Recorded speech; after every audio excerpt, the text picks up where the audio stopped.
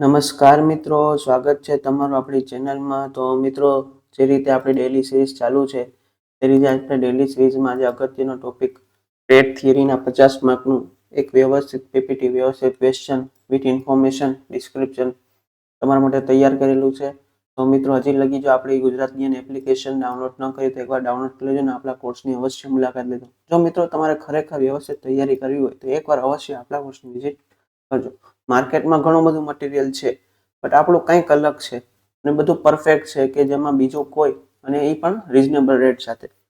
તો મિત્રો, હજી લગી જો કોઈ પણ પ્રશ્ન હોય, કંઈ પણ એવું દુવિધા હોય તો આ નંબર ઉપર 9810 05155 પર કોલ કે વોટ્સઅપ મેસેજ પણ કરી શકો છો. તો ચાલુ કરીએ આપણે આજે પહેલો પ્રશ્ન. તો પહેલો પ્રશ્ન શું છે કે પ્રાથમિક સારવાર માટેની પદ્ધતિ એબીસીમાં એનો અર્થ જણાવો. એટલે તો મિત્રો, પ્રાથમિક સારવાર એટલે શું? કે આપાતકાલીન ઇમરજન્સીમાં જે સારવાર આપવામાં આવે તેને પ્રાથમિક સારવાર કહેવામાં આવે છે. મિત્રો, પ્રાથમિક સારવારને ખૂબ અગત્યનું પોઈન્ટ ગણવામાં આવે છે. તમે ગમે ત્યારે ડૉક્ટરને પૂછો કે જ્યારે એક્સિડન્ટ થયું હોય કે જ્યારે કાંઈ પણ એવી ઇમરજન્સી વસ્તુ થઈ હોય તો જો એને પ્રાથમિક સારવાર આપેલી હોય તો તે વ્યક્તિનું જીવન બચાવી પણ શકાય છે અને તેને મોતી આફતમાંથી પણ ટાળી શકાય છે. પ્રાથમિક સારવારની એક પદ્ધતિ છે ABC. એમાં એનો અર્થ જણાવવાનો છે એન્ટીબાયોટિક, એરવે, એન્ટી એજિંગ કે એર કુલિંગ.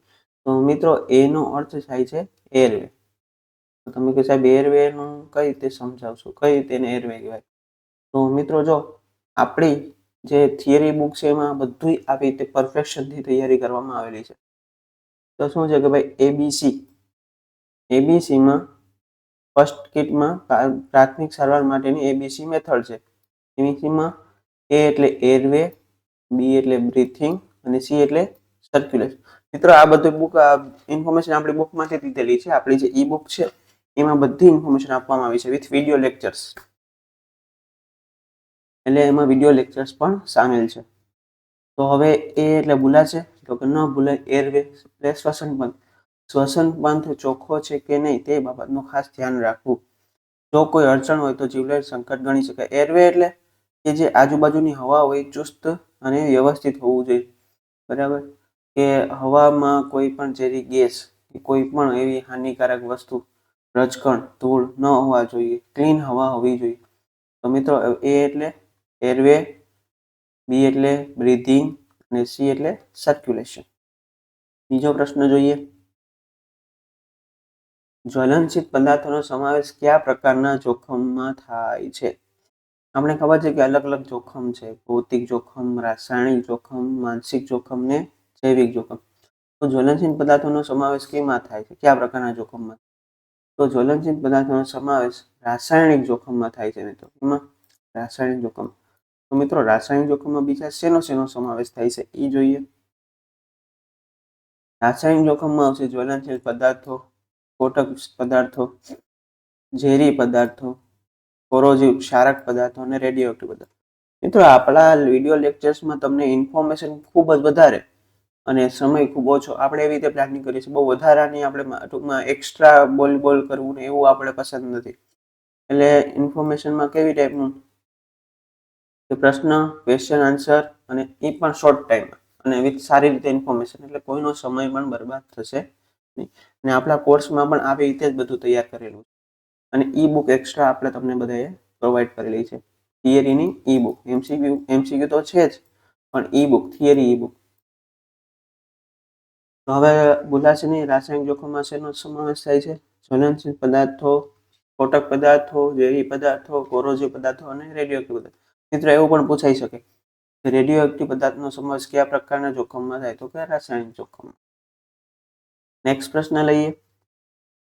સ્ક્રાઇબરના પોઈન્ટનો ખૂણો કેટલા ડિગ્રીનો હોય છે? હવે આપણે કહેવું સાહેબ આપણે તો સ્ક્રાઇબર જ જોયું નથી. મિત્રો, સ્ક્રાઇબરની એની ઇન્ફોર્મેશન આપણી પાસે હોવી જોઈએ. તો પહેલા આપણે પોઈન્ટનો ખૂણો છે તો સ્ક્રાઇબરના પોઈન્ટનો ખૂણો છે એ 12 થી 15 ડિગ્રીનો હોય છે. સાહેબ આપણે સ્ક્રાઇબર જોયેલું ન હોય તો સ્ક્રાઇબરની ઇન્ફોર્મેશન તમને આપીએ. જો મિત્રો, આને કહેવાય છે સ્ક્રાઇબર. પેન્સિલ જેવું હોય છે, સમજો, પેન્સિલની ટીપ જેવું હોય છે. જો અહીંયા છે ને પેન્સિલની જેવી ધાર હોય એકદમ. આ શું છે? સ્ક્રાઇબર. હવે આની આપણે થોડી વધારે ઇન્ફોર્મેશન જોઈએ. તો કે ભાઈ છે સ્ક્રાઇબર. વર્કપીસમાં કરવાના થતા મશીનિંગની ફાઇલિંગ કામના માટે ડાયમેન્શનને દર્શાવવા માટે અને લાઇનોનું આંકન કરવા ડાયમેન્શન દર્શાવવા માટે અને લાઇનોનું આંકન કરવા માટે સ્ક્રાઇબરનો ઉપયોગ થાય છે. લાઇનોનું આંકન કરવા માટે સ્ક્રાઇબર વપરાય છે. તેને એન્જિનિયરિંગની પેન્સિલ પણ કહે છે. મિત્રો આ યાદ રાખવાનું છે એક્સ્ટ્રા તરીકે. એન્જિનિયરિંગની પેન્સિલ એટલે શું? તો સ્ક્રાઇબર. સ્ક્રાઇબરને હાઈ કાર્બન સ્ટીલમાંથી બનાવવામાં આવે છે. એનો પોઇન્ટ એંગલ 12 અંશથી 15 અંશનો હોય છે. સ્ક્રાઇબરના વચ્ચેના ભાગને હેન્ડલ કહે છે. હેન્ડલવાળા ભાગમાં નલિંગ કરવાથી તેને સારી રીતે પકડ આપી શકાય છે. તો મિત્રો હવે સ્ક્રાઇબર વિશે ભૂલાશે. તો સ્ક્રાઇબરનો પોઇન્ટ એંગલ 12 થી 15 ડિગ્રી એન્જિનિયરિંગ પેન્સિલ કહેવામાં આવે છે અને ડાયમેન્શન માર્કિંગ કરવા માટે ડાયમેન્શન દર્શાવવા લાઇનોનું આંકન કરવા માટે તેનો ઉપયોગ થાય છે. આપેલી આકૃતિમાં કયા પ્રકારની હેમર દર્શાવે છે? આપેલી આકૃતિમાં કયા ball peen hammer, cross peen hammer, thread peen hammer કે પણ મિત્રો તમે કહો સાહેબ હેમરના પણ એટલા પ્રકાર છે? તો કે હા મિત્રો. મિત્રો આ હેમર છે એ કઈ ટાઈપની હેમર છે? તો આ મિત્રો હેમર છે ક્રોસપિન હેમર. તો સાહેબ આ બાકીની 3 હેમર કઈ ટાઈપની હોય? જોઈએ ઇન્ફોર્મેશનમાં. જો મિત્રો આવી રીતે તૈયારી કરવાની છે આપણે એકદમ ક્લિયર. કોઈ પણ પોઈન્ટ જ ન હોવો જોઈએ. ભૂલ જવાનો પોઈન્ટ જ ન થાય. તો બોલપેન હેમરમાં કેવું છે? જો આ પાછળનું તો બધામાં સરખું છે. બોલપેન હેમરમાં શું છે? આ રાઉન્ડ સર્કલ છે. ક્રોસ પિનમાં જોજો. ક્રોસ પિનમાં આ કેવું છે?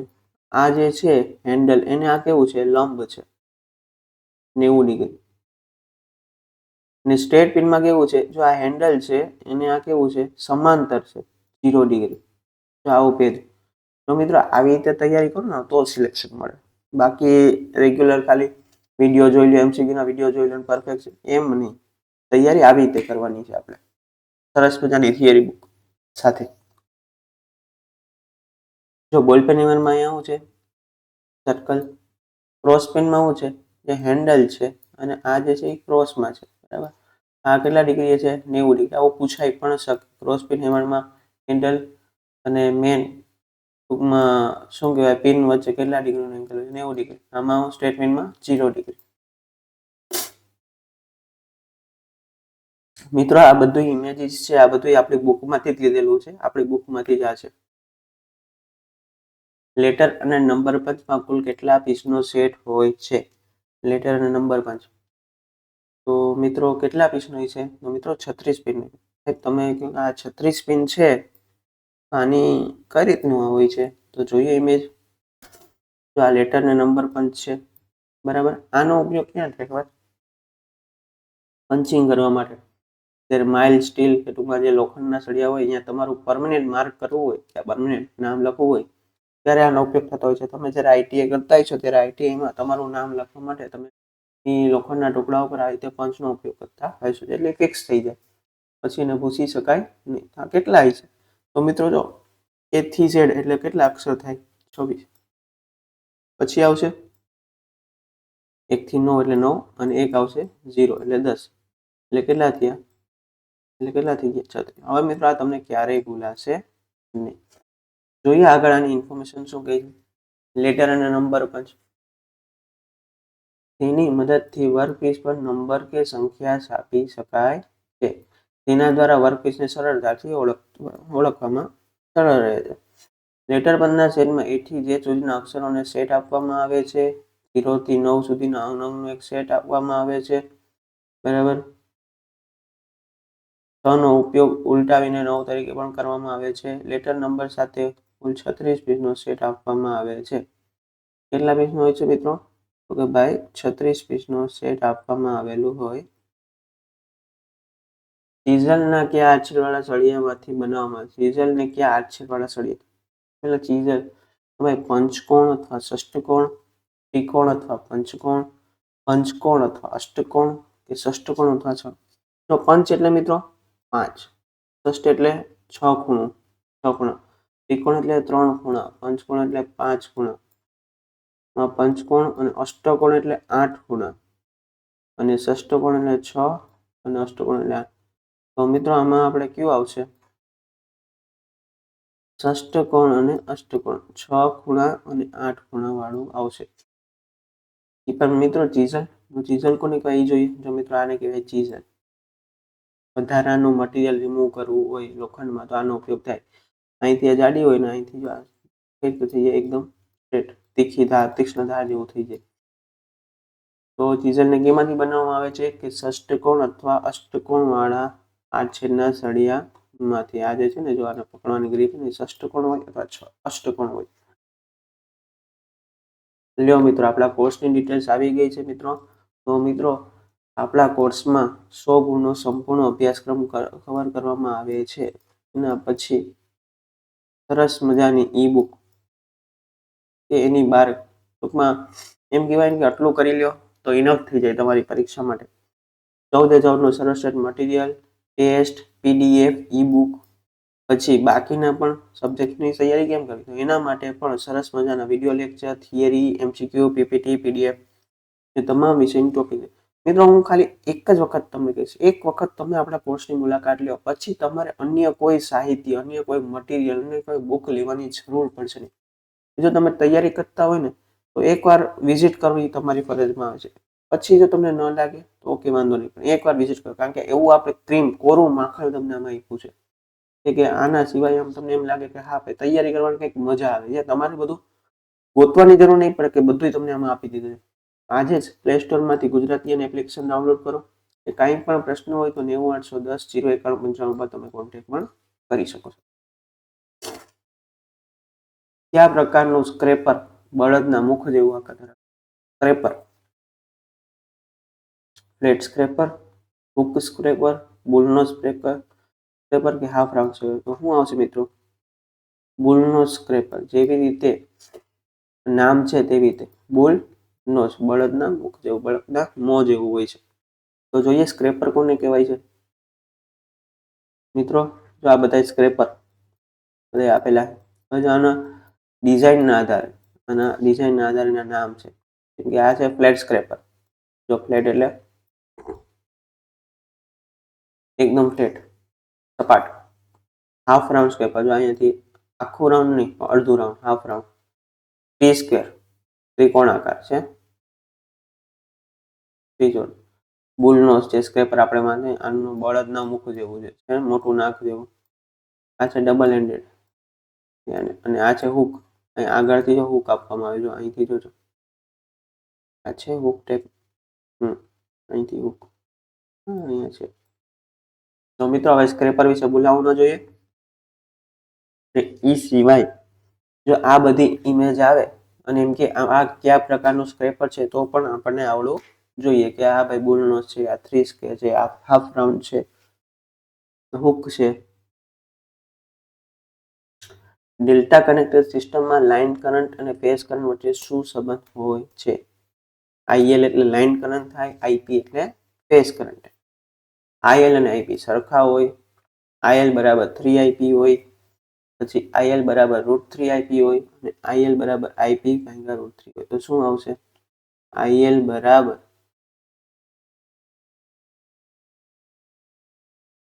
√3 ગુણ્યા આઈપી. તો એ delta connection star connection system કઈ ટાઈપની હોય છે? જો મિત્રો, ડિફરન્સ બિટવીન સ્ટાર કનેક્શન અને ડેલ્ટા કનેક્શન. જો મિત્રો, સ્ટાર કનેક્શનમાં હોય તમને ન્યુટ્રલ પોઈન્ટ મળે, ડેલ્ટા કનેક્શનમાં ન્યુટ્રલ પોઈન્ટ મળતો નથી. મિત્રો, એક્સ્ટ્રા સવાલ કે કયા કનેક્શનમાં ન્યુટ્રલ પોઈન્ટ મળતો નથી? તો ડેલ્ટા કનેક્શનમાં ન્યુટ્રલ પોઈન્ટ મળતો નથી, સ્ટાર કનેક્શનમાં ન્યુટ્રલ પોઈન્ટ મળે છે. આમાં લખવાનું મળતો નથી. હવે જો ડેલ્ટા કનેક્શનમાં શું હોય? આઈએલ બરાબર √3 આઈપી, અને બીજું શું હોય? ડેલ્ટા કનેક્શન બરાબર વીએલ બરાબર વીપી હોય. લાઇન કરંટ ને ફેઝ કરંટ વોલ્ટેજ સરખા હોય છે. જ્યારે સ્ટાર કનેક્શનમાં શું હોય? લાઇન કરંટ અને ફેઝ કરંટ બે સરખા હોય છે, એમાં કોઈ ડિફરન્સ હોતો નથી, પરંતુ લાઇન વોલ્ટેજ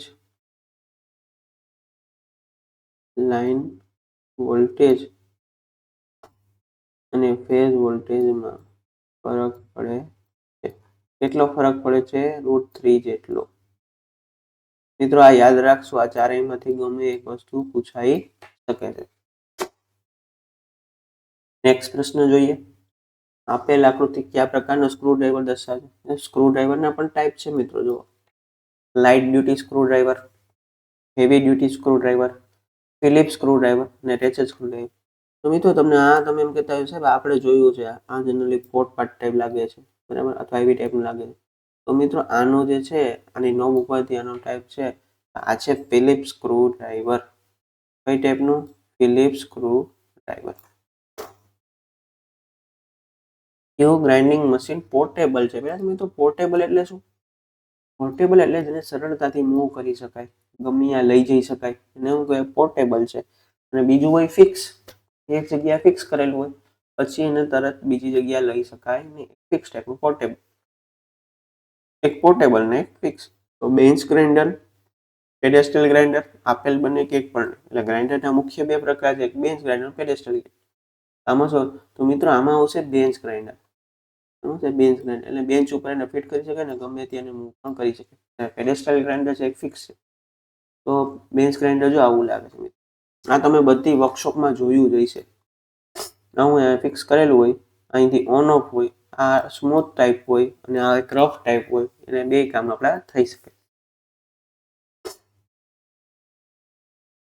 આકૃતિમાં વિકૃતિનો પ્રકાર કયો પ્રકાર બતાવવામાં આવેલ છે? મિત્રો અહીંયા વેલ્ડિંગ કરેલું છે, જો તમને ખબર છે. હવે આમાં તમને વિકૃતિ કંઈક તમને અલગ દેખાય છે, એ શું થયું છે એમ? મિત્રો વ્યાપક વિકૃતિ છે. વિકૃતિ એટલે ખામીઓ ભાઈ. મિત્રો વિકૃતિ એટલે શું થાય? ખામી. વ્યાપક વિકૃતિ છે, કોણીય વિકૃતિ છે, ત્રાંસી વિકૃતિ છે કે રેખાંશ વિકૃતિ છે? તો મિત્રો આ શું આવશે? કઈ ટાઈપ આવશે? આવશે ત્રાંસી વિકૃતિ, એટલે ક્રોસ થઈ ગયું છે. એટલે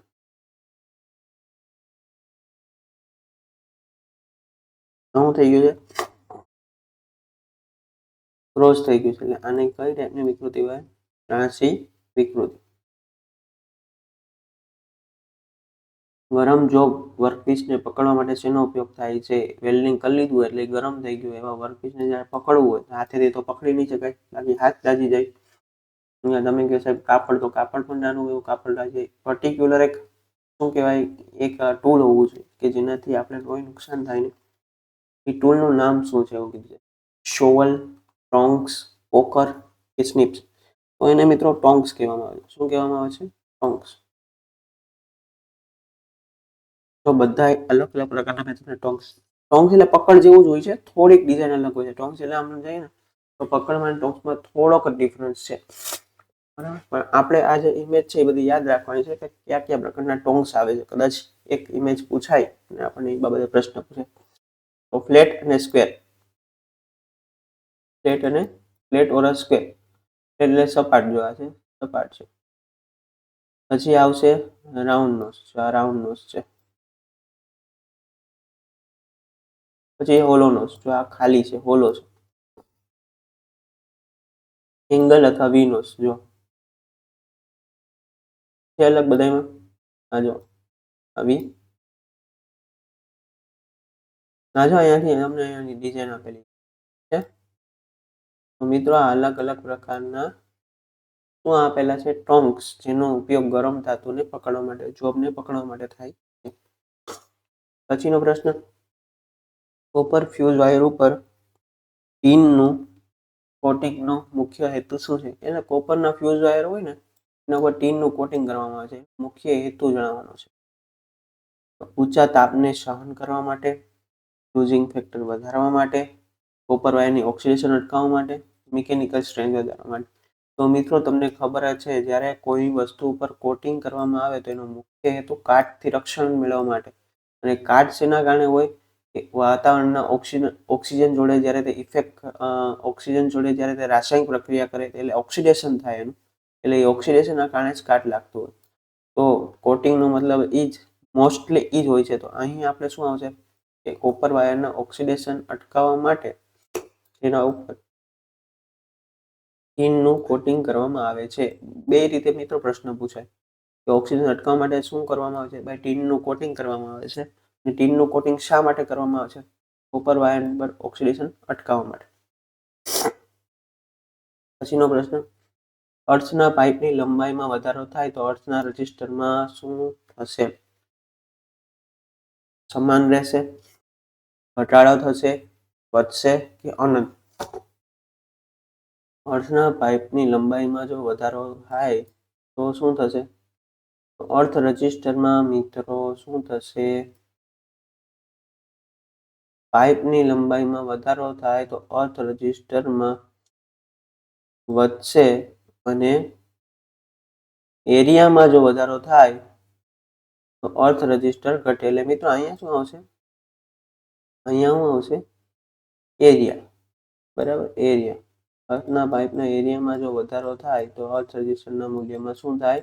ઘટાડો થાય. જો મિત્રો આમાં સૂત્ર લખ્યું છે, R બરાબર રો એલ અપોન એ. R એટલે શું થાય મિત્રો? રેઝિસ્ટન્સ, અવરોધ. આ એટલે રો એટલે રેઝિસ્ટિવિટી, અવરોધકતા. જે કોના ઉપર ડિપેન્ડ, જેને આપણે બદલી ન શકીએ, જે મટીરિયલ ઉપર ડિપેન્ડ છે, જેવું મટીરિયલ થાય એની અવરોધકતા હોય. એલ એટલે લેન્થ ઓફ વાયર, વાયરની લંબાઈ. એટલે શું આવશે? વાયરની લંબાઈ.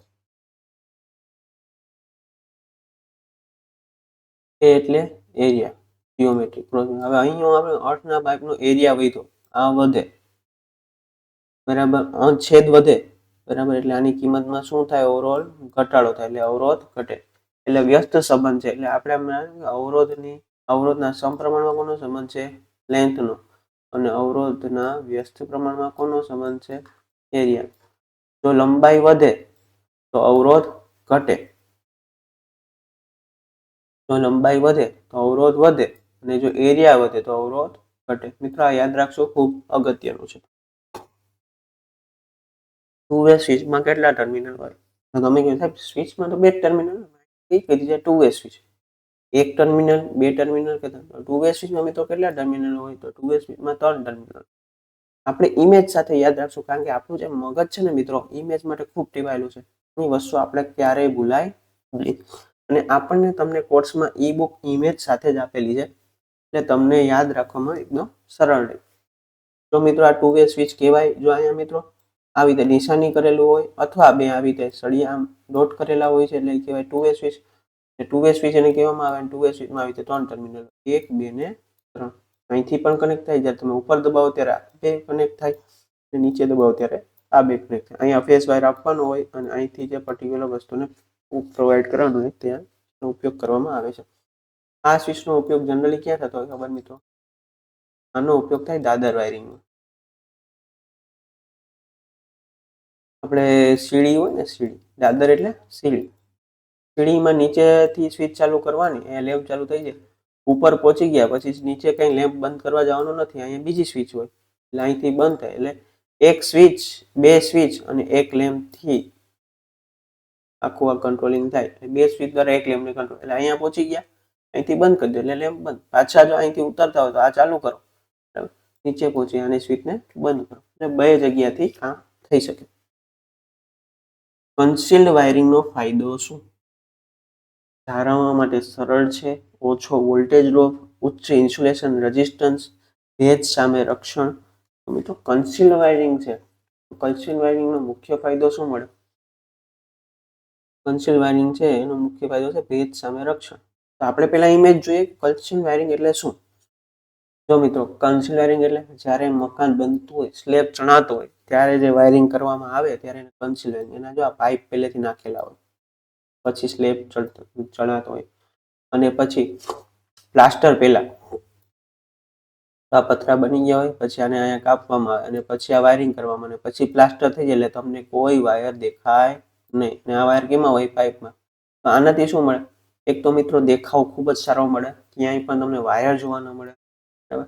અને બીજું ભેજ સામે રક્ષણ. કારણ કે શું કામ?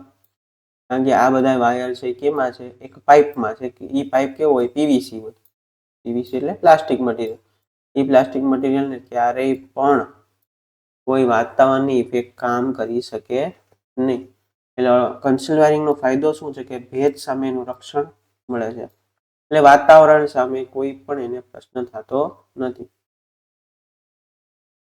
શીટ મેટલ વર્કમાં સ્પ્લિટ્સ પાઇપનો ઉપયોગ કરવાનો મુખ્ય હેતુ શું છે? રફ અને નરમ ધાર માટે, સરળ અને નરમ ધાર માટે, સરળ અને સખત ધાર માટે, રફ અને સખત ધાર માટે. તો શીટ મેટલ વર્કમાં મિત્રો આપણો એક સ્પ્રેડ છે શીટ મેટલ વર્કર, એનામાંથી છે આ ક્વેશ્ચન. તો એનો મુખ્ય ઉપયોગ છે સરળ અને સખત ધાર માટે. સરળ તો હોવી જ જોઈએ, ધાર એટલે સરળ તો હોય, સખત ધાર માટે એટલે જે તીક્ષ્ણ ધાર હોય એના માટે સ્પ્લિટ પાઇપનો ઉપયોગ કરવામાં આવે છે. આપેલા પંચનું નામ શું છે? મિત્રો જો અહીંથી ચીપિયા જેવું છે ને અહીંથી પાછું ક્રોસ છે. પંચ કયું છે? સોલિડ પંચ છે, હોલો પંચ છે, આયર્ન હેન્ડ પંચ છે કે ટિંકર્સ હેન્ડ પંચ? મિત્રો આનો ઉપયોગ શીટ મેટલ વર્તનમાં જાજો થતો હોય છે. આ જે પંચ છે એનું નામ શું છે? આયર્ન હેડ પંચ. આગળથી થોડું આવી રીતે આપેલું છે, એનું જે નામ છે એ કેવું છે? આયર્ન હેન્ડ પંચ. ભારે બાંધકામ માટે કયા પ્રકારના રિવેટનો ઉપયોગ કરવામાં આવે છે? રિવેટનું મુખ્ય કામ શું છે? એ બે વસ્તુને જોઈન્ટ કરવા માટે. તો આમાં કયા ટાઈપના રિવેટનો ઉપયોગ થાય? ફ્લેટ હેડ રિવેટ, મશરૂમ હેડ, પેન હેડ કે સ્નેપ હેડ?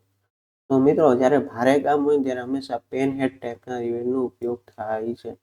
સાહેબ આ બધા રિવેટ કઈ ટાઈપના છે એ જોવા હોય તો જોવા બધા રિવેટ. જો મિત્રો આ કદાચ તમને ઇમેજમાં પણ પૂછી શકે કે ભાઈ આ રિવેટ છે એ કયા પ્રકારનું છે, નામ જણાવો. સ્નેપ હેડ છે, પેન હેડ છે, કાઉન્ટર ચેક છે કે બાયફર્કેટેડ રિવેટ છે? જો આ જે છે સ્નેપ હેડ છે, સ્નેપ હેડ એટલે અર્ધ સર્કલ. પછી આ છે પેન, આમાં શું છે? પેન હેડમાં આવી હું તમને મિત્રો ડિફરન્સ સમજાવું છું. કાઉન્ટર ચેકમાં રિવેટ કેવું છે? આવું છે. કદાચ એક ઇમેજ માર્કમાં પૂછાઈ જાય. ઇલેક્ટ્રિકલની પરીક્ષામાં એકવાર પૂછાયેલું છે. આપણે નીચેની આકૃતિ કયો રિવેટ દર્શાવે છે? અને પછી છે બાયફર્કેટેડ. બાયફર્કેટેડમાં શું છે? આવી ટાઈપનું.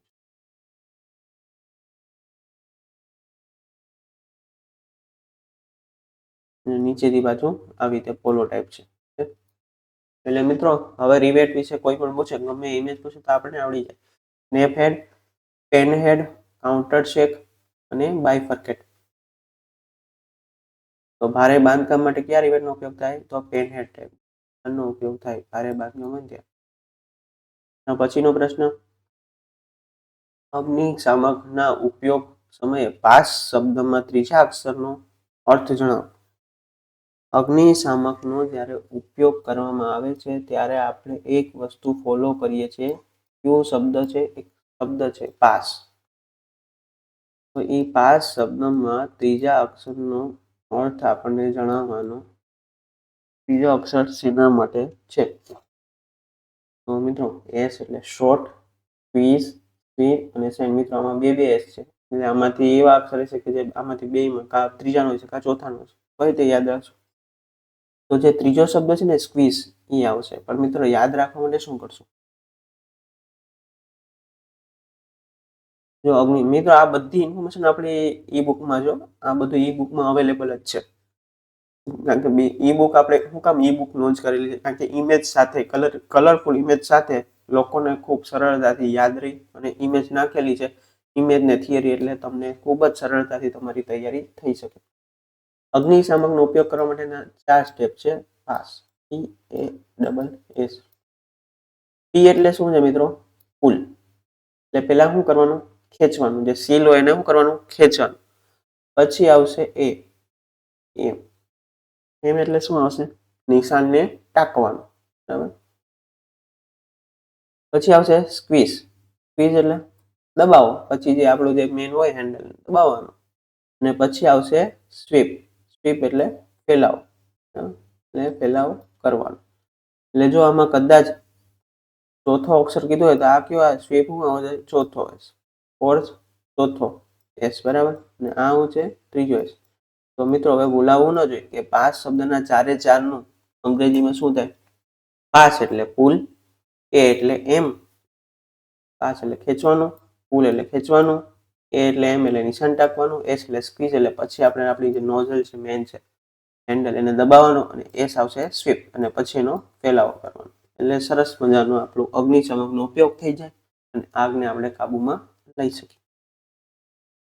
તો મિત્રો આજે આપણે આટલું રાખીએ. હવે આપણે નવા લેક્ચરમાં નવા આવા ક્વેશ્ચન સાથે વિથ ઇન્ફોર્મેશન, એટલે મિત્રો આપણો એમ એવો છે કે તમને 20 ક્વેશ્ચન કે 25 ક્વેશ્ચન કરતા 25 ક્વેશ્ચનમાં તમને મિનિમમ 50 થી 100, 50 થી 70 ક્વેશ્ચનની માહિતી આપવામાં આવે, એટલી તમને ઇમેજ, એટલી તમને ઇન્ફોર્મેશન મળે કે આટલી એક પેપીમાં બીજા ઘણા બધા ક્વેશ્ચન પૂછાઈ શકે. એટલે આપણે તૈયારી એમ જ કરજો. કેમ કે આપણે એમ કીધું હોય ગુજરાતના મુખ્યમંત્રી કોણ છે તેના આગળના, પહેલાના, પછીના બધી તૈયારી કરવાની, તો આપણે ગવર્મેન્ટ પરીક્ષામાં સિલેક્શન મેળવી શકીએ. અને આપણે આવી રીતે જ તૈયારી કરાવીએ છીએ મિત્રો. આપણે ગમે તેમ જિલ્લા ચાલુ તૈયારી કરવામાં રસ ધરાવતા નથી. તો મિત્રો જો તમને વિડીયો ગમ્યો હોય તો આ વિડીયોને તમે લાઈક કરો, શેર કરો અને વધુમાં વધુ સબસ્ક્રાઈબ કરો અને તમારા મિત્રોને શેર પણ કરો કે જેટલી બધાને આવી ઇન્ફોર્મેશન મળી શકે. નીચે તમને બધી લિંક્સ આપેલી છે મિત્રો, એ લિંક્સનો ઉપયોગ કરો અને અમારી સાથે જોડાઓ. અને બીજું એકવાર અવશ્ય આપણી એપ્લિકેશનની મુલાકાત લો. જો તમારે ખરેખર સિલેક્શન મેળવવું હોય તો એકવાર આપણો કોર્સ વિઝિટ કરજો. અને જો ગમે ત્યારે કંઈ પણ પ્રશ્ન હોય તો 9810 09195 પર તમે કોન્ટેક્ટ કરી શકો છો. તો મિત્રો હવે મારે બીજું કંઈ કહેવાની જરૂર નથી. આવી રીતે તૈયારી કરવું હોય તો લાગી જજો. અને ખરેખર હેલ્પરમાં સિલેક્શન મેળવવું હોય તો આજે જ આપણો કોર્સ ડાઉનલોડ કરજો, એની વિઝિટ કરજો. તો મિત્રો થેન્ક યુ. હવે મળીએ નવા વિડીયોમાં નવા લેક્ચર સાથે. ઓકે, જય હિન્દ.